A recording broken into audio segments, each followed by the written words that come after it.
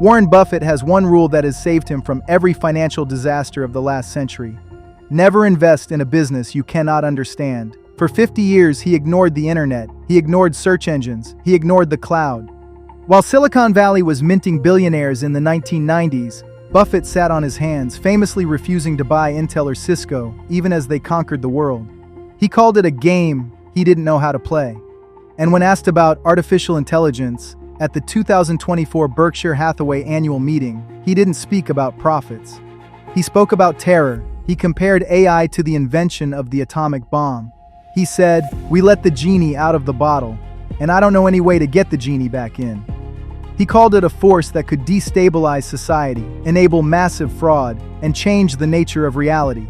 He sounded like a man preparing for the end, not a man looking for an entry point, which makes the 13F filing from Q3 2025 the most confusing document in modern financial history. Berkshire Hathaway, the most conservative portfolio on earth, has opened a roughly $4.3 billion position in Alphabet. This move comes immediately after Buffett spent 2024 and 2025 selling down his most beloved positions. He sold a significant portion of his Apple stake. He liquidated billions in Bank of America. He built a cash fortress of about $381.7 billion, a war chest larger than the GDP of many nations. The market assumed he was preparing for a crash. They assumed he was going to buy treasury bills and wait for the world to burn. Instead, he took that safety capital and poured it into the very epicenter of the AI revolution. Why is the man who called AI a nuclear weapon betting billions on the company building the warhead? The market thinks Buffett has changed his mind on tech. The market is wrong. Buffett hasn't changed. Google has changed. In the eyes of Berkshire Hathaway, Google is no longer a technology company. It has ceased to be a speculative growth bet. It has transformed into something far more valuable and far more dangerous. It has become a utility, a railroad, a toll booth. To understand this trade, you have to ignore the AI hype cycles and look at the Buffett filter. You have to look at the transition from growth to value, the hidden real estate empire inside Google Cloud, and the mathematical certainty of the sum of the parts breakup.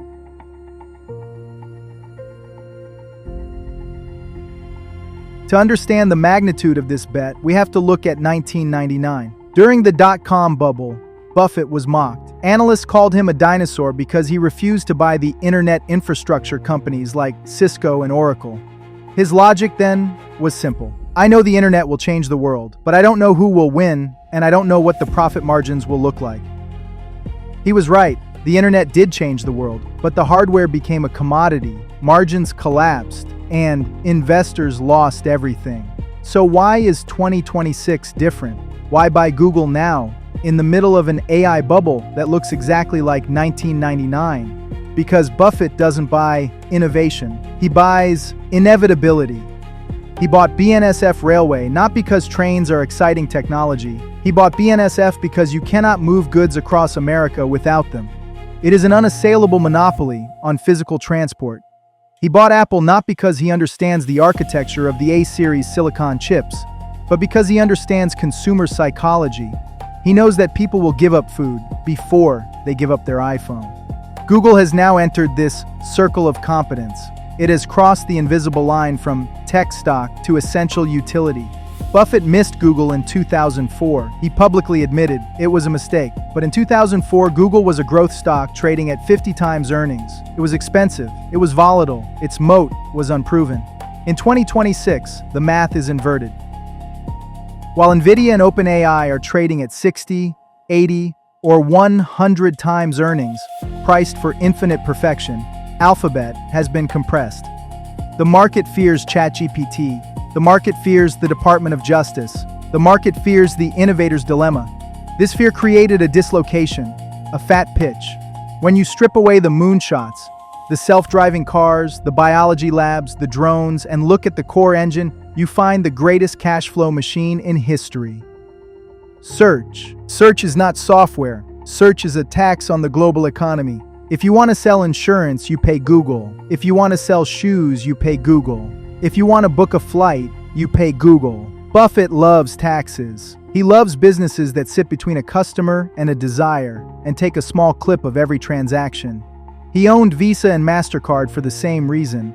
Google is just the Visa card of information.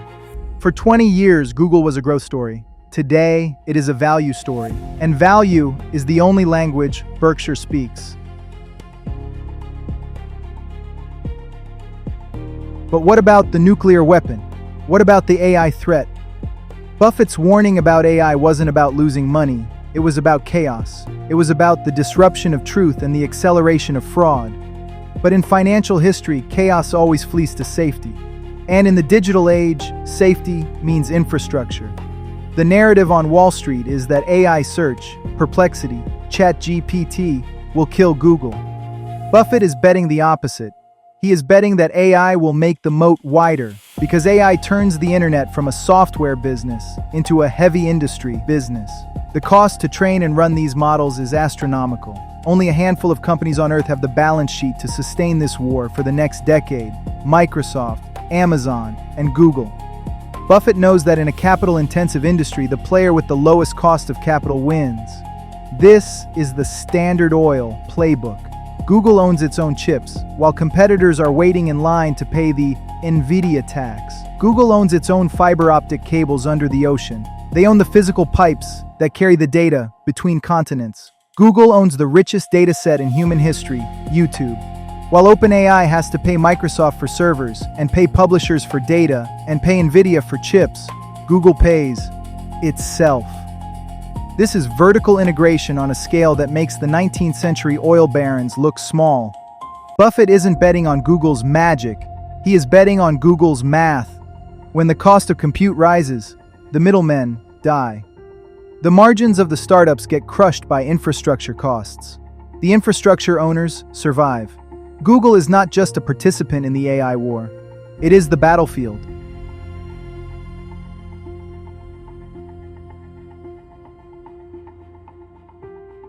There is another layer to this utility thesis that fits perfectly with Berkshire's energy portfolio: Google Cloud Platform.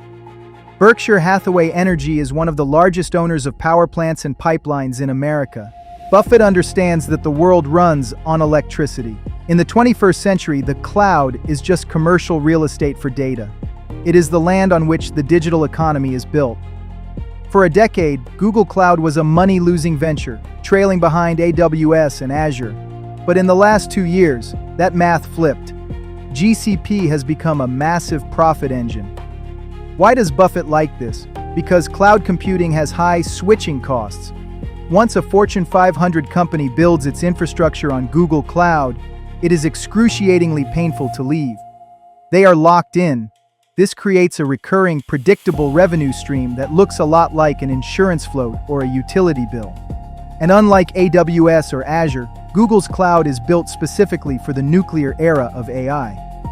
Their infrastructure was designed from day one to handle the massive parallel processing loads that AI requires. By buying Alphabet, Buffett isn't just buying a search engine. He is buying the landlord of the future economy. He is buying the servers that the rest of the market rents.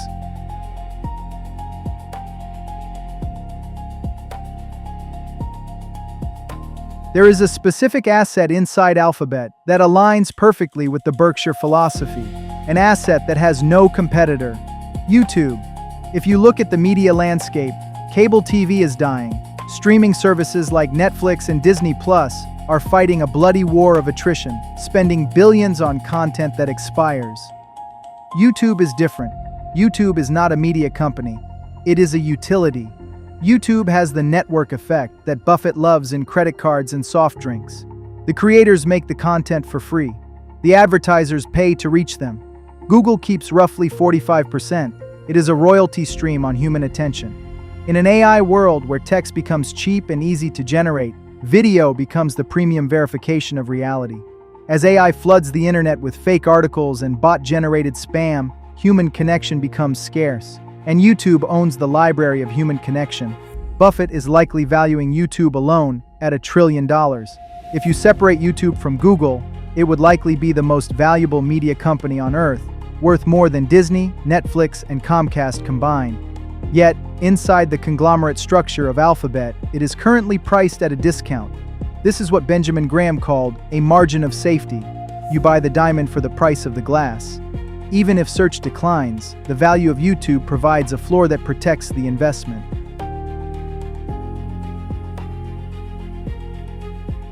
There is one more piece of the puzzle that almost everyone misses. It connects Alphabet directly to the heart of Berkshire's empire, Geico. Insurance is Berkshire's core business, and the biggest threat to car insurance is autonomous driving. If cars drive themselves and stop crashing, insurance premiums collapse. If robotaxis replace ownership, the entire auto insurance model dies. This creates a plausible hedge. Owning Alphabet also means owning exposure to Waymo, one of the leaders in autonomous driving, already operating paid driverless ride-hailing in multiple US markets. They have massive real-world driving data that is extremely valuable to an insurance business. Waymo is not just a robo-taxi service, it is a data engine that understands risk at a level that traditional actuarial tables can't easily replicate. By owning Alphabet, Buffett could be hedging Berkshire's exposure to an autonomous driving future. If human driving persists, Geico wins. If the machines take over the roads, Waymo wins, and Berkshire owns a slice of the new transport economy. It is the classic Berkshire strategy: heads I win, tails I don't lose.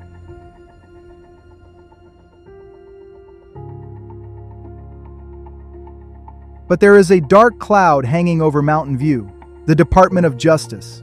Regulators want to break Google up. They want to separate Chrome, Android, and Search. Most investors see this as a risk. They sell the stock because they fear the breakup. Buffett sees this as an opportunity. This is the sum of the parts thesis. Historically, when massive monopolies are broken up, like Standard Oil in 1911 or AT&T in 1984, the shareholders didn't lose money. They got rich. John D. Rockefeller's personal fortune increased sharply after the Standard Oil breakup as the successor company's shares gained value. Why?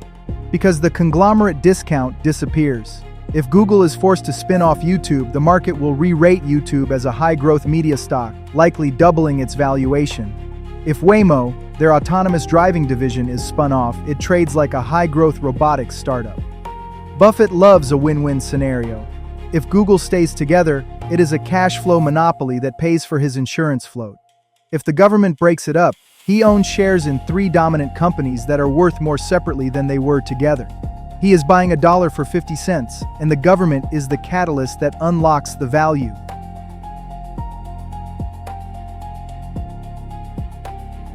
Warren Buffett is 95 years old. He is thinking about the next 50 years of Berkshire Hathaway. He is moving capital out of the old economy, banks, oil, consumer goods, and parking it in the new utilities.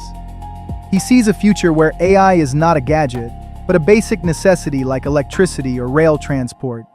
And in that future, there is only one company that owns the fuel, data, the engine, DeepMind, and the tracks, Chrome/Android. He called AI a nuclear weapon. And in a nuclear war, the only safe place to be is inside the bunker who built the bomb. The Oracle didn't change his rules. He waited for the world to change until it fit his rules. Google is no longer a bet on the future. It is a bet on the permanent infrastructure of the world.